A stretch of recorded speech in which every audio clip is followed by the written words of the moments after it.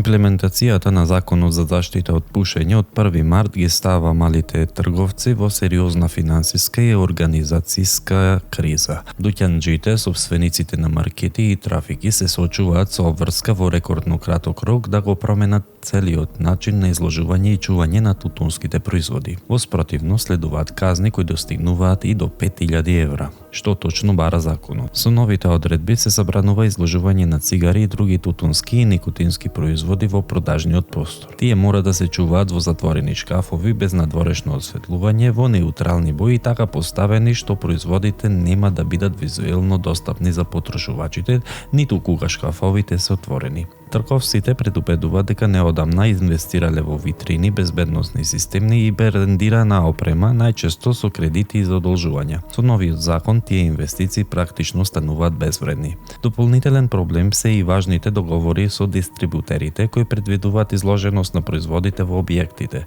обврска што со новиот закон станува невозможна. Казни до 5000 евра.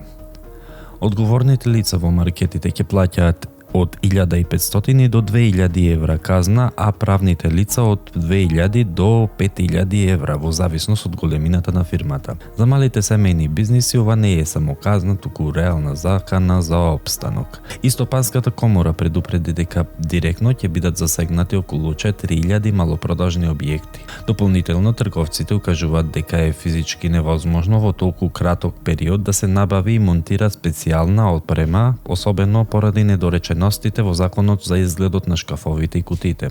Трговците не го оспоруваат јавното здравје како цел, туку начинот и рокот на спроведување. Без реален преоден период, јасни технички стандарди и финансиска проценка на последиците, новиот закон ризикува да ја префрли цената на реформата врз најслабите малите дуќани. Законот може да ја штити јавноста од пушењето, но ако не се коригира неговата примена, директно ќе ги затвори малите бизниси.